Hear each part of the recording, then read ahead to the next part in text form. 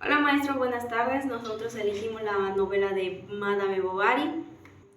El equipo está conformado por Aido Medina, Regina Setz, Kevin Uno y yo su servidora Anaís Zip. Nosotros somos del grado y grupo segundo D de la Escuela Serapio Rendón. Que lo hubiesen llevado fácilmente a extravagancias, un día sostuvo contra su marido que era capaz de beber la mitad de un gran vaso de aguardiente, y como Carlos cometió la torpeza de retarla, ella se tragó el aguardiente hasta la última gota. A pesar de sus aires evaporados, esta era la palabra de las señoras de Yonville. Emma, sin embargo, no parecía contenta y habitualmente conservaba en las comisuras de sus labios esa inmóvil contracción que arruga la cara de las solteronas y de las ambiciosas venidas a menos. Se la veía toda pálida, blanca como una sábana, la piel de la nariz se le estiraba hacia las aletas, sus ojos miraban de una manera vaga. Por haberse descubierto 3 cabellos grises sobre las sienes, habló mucho de su vejez. Frecuentemente le daban desmayos. Un día incluso escupió sangre, y como Carlos se le alarmara dejando ver su preocupación. ¿A qué importa eso?, dijo ella. ¿Qué importa? Carlos fue a refugiarse a su despacho y allí lloró de codo sobre la mesa, sentado en su sillón, debajo de la cabeza freonológica. Entonces descubrió a su madre para rogarle que viniese y mantuvieron juntos largas conversaciones a propósito de Emma. ¿Qué decidir? ¿Qué hacer? Por supuesto que ella rechazaba todo tratamiento. ¿Sabes lo que necesitaría tu mujer?, decía mamá Bovary. Sería unas obligaciones que atender, trabajos manuales. Si tuviera como tantas otras que ganarse la vida, no tendría esos trastornos que le proceden de un montón de ideas que se le meten a la cabeza. Sin embargo, trabaja, decía Carlos. Ah, trabaja. ¿Qué hace? Lee muchas novelas, libros, obras que van en contra de la religión, en las que se hace burla de los sacerdotes con discursos sacados de Voltaire, pero todo eso trae sus consecuencias. Pobre hijo mío, y el que no tiene religión acaba siempre mal. Así pues, se tomó la resolución de impedir a Emma la lectura de novelas. El empeño no parecía fácil. La buena señora se encargó de ello. Al pasar por Rouen, iría personalmente a ver al que alquilaba libros y le diría que Emma se daba de baja en sus suscripciones. No tendría derecho a denunciar a la policía si el librero persistía. A pesar de todo, en su oficio de envenenador, la despedida de suegra y nuera fue seca. Durante las 3 semanas apenas habían juntado 4 palabras. Aparte de las novedades y de los cumplidos cuando se encontraban en la mesa y por la noche antes de irse a la cama, la señora Bovary, madre, marchó un miércoles que era día de mercado en Yonville. La plaza desde la mañana estaba ocupada y por las filas de carretas que todos acumulaban y con los varales al aire se alineaban a lo largo de las casas desde la iglesia hasta el fondo. Al otro lado había barracas de leona donde se vendían telas de algodón, mantas y medias de lana, además de ronzales para los caballos y paquetes de cintas azules cuyas puntas se agitaban al viento. Por el suelo se extendían tostaca chatarra entre las pirámides de huevos y las canastillas de quesos, de donde salían unas pajas pegajosas. Cerca de las trilladoras del trigo, una gallina que cocaleaba en jaulas planas asomaban sus cuellos por los abarrotes. La gente, apelotonándose en el mismo sitio sin querer moverse de allí, amenazaba a veces con romper el escaparate de la farmacia. Los miércoles estaba siempre abarrotada de gente y se presentaban en ella más por consultar que por comprar. Tanta fama tenía el señor Homais en los pueblos del contorno. Su sólido aplomo tenía fascinados a los campesinos.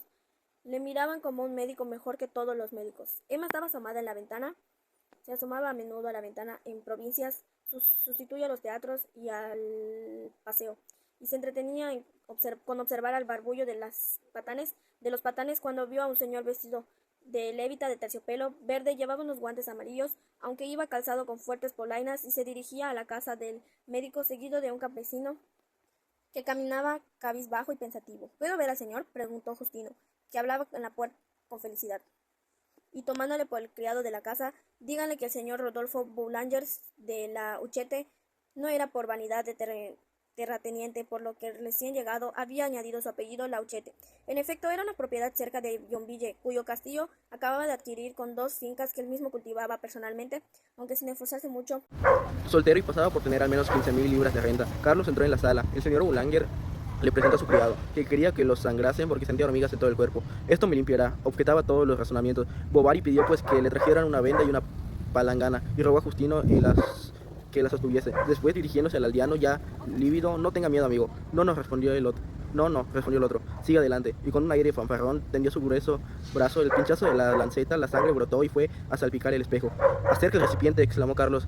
Recontra, decía el paisano, parece una influencia que corre. ¿Qué sangre roja tengo? Debe ser buena señal, ¿verdad? A veces replicó el practicante. No se siente nada al principio, después viene el desvanecimiento y más particularmente en las personas bien constituidas como este. El campesino a estas palabras soltó el estuche que hacía girar entre sus dedos.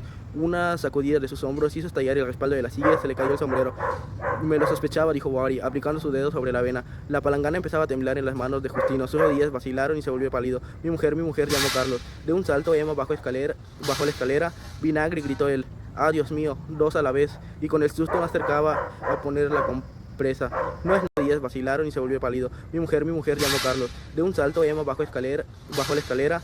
Vinagre, gritó él. Ah, Dios mío, dos a la vez. Y con el susto me acercaba a poner la compresa.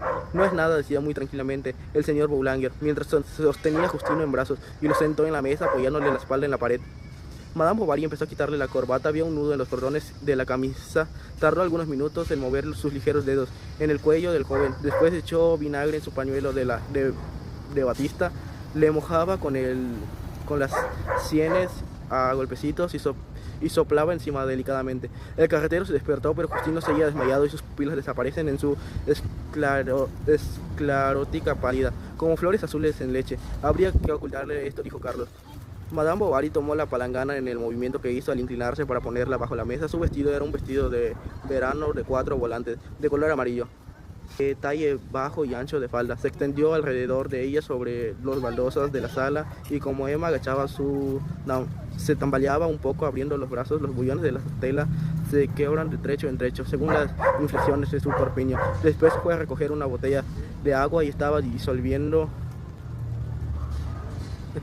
trozos de azúcar cuando llegó el farmacéutico. La criada había ido a buscarlo durante la algarada.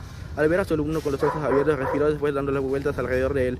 Lo miraba de arriba abajo. Tonto, decía, pedazo de tonto en 5 letras. Una gran cosa después de todo. Una flebotomía y un mocetón que no tiene miedo a nada. Una especie de ardilla tal como lo ve, a su vez de sacudir nueces a las alturas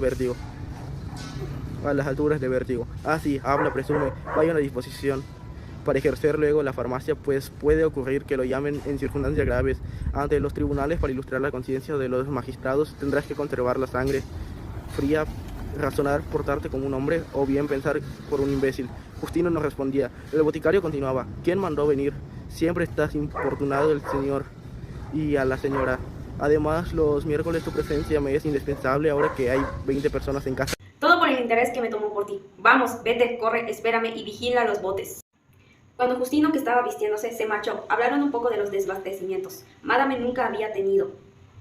Es extraordinario para una señora, dijo el señor Bowler. Por lo demás hay gente muy delicada.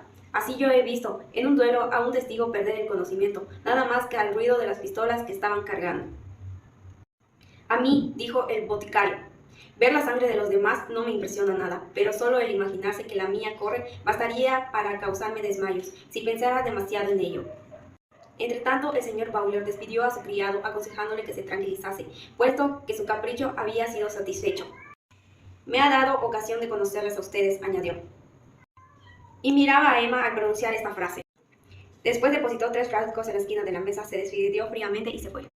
Pronto llegó al otro lado del río. Era su camino para no volver al aguachete, y Emma lo vio en la pradera, caminando bajo a los álamos, moderado en la marcha como alguien que reflexiona.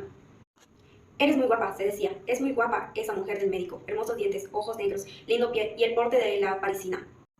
¿De dónde diablos habrá salido? ¿Dónde la habrá encontrado ese patán? El señor Rodolfo Bowler tenía 34 años, era de temperamento impetuoso y de inteligencia perspicaz, habiendo tratado mucho a las mujeres, conocía bien el paño.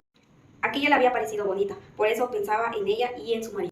Me parece muy tonto, ella está cansada de él sin duda, lleva unas uñas muy sucias y una barba de 3 días. Mientras él va a visitar a sus enfermos, ella se queda surciendo calcetines y se aburre. Quisiera vivir en la ciudad, bailar la polka todas las noches. Pobre mujercita, sueña con el amor, como un carpa con el agua. En una mesa de cocina, con 3 palabritas ganantes, se conquistaría, estoy seguro. Sería tierna, encantadora, sí, pero ¿cómo deshacerse de ella después? Entonces las contrapartidas del placer, entre visitas en perspectiva, le hicieron por contraste pensar en su amante. Era una actriz de Rouen a la que él sostenía, y cuando se detuvo en esta imagen de la que hasta en el recuerdo estaba hastiado, pensó: Ah, Madame Bovary es mucho más bonita que ella, más fresca sobre todo. Virginia decididamente empieza a engordar demasiado. Se pone tan pesada con sus diversiones y además, qué manía con los camarones. El campo estaba desierto y Rodolfo no oía a su alrededor, más que el leve temblor de las hierbas que rozaban su calzado, junto con el canto de los grillos agazapados bajo las avenas. Volvía a ver a Emma en la sala, vestida como la había visto y la desnudaba. ¡Oh!, exclamó, aplastando de un bastonazo un terrón que había delante de él. Y enseguida examinó la parte política de la empresa.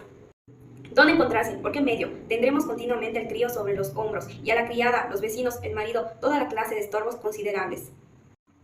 Aba, dijo, se pierde demasiado tiempo. Después volvió a empezar.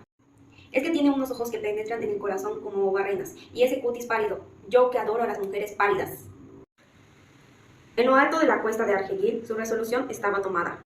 No hay más que buscar las ocasiones. Bueno, pasaré por ahí alguna vez, les mandaré caza aves, me haré sangrar si es preciso, nos haremos amigos, los invitaré a mi casa.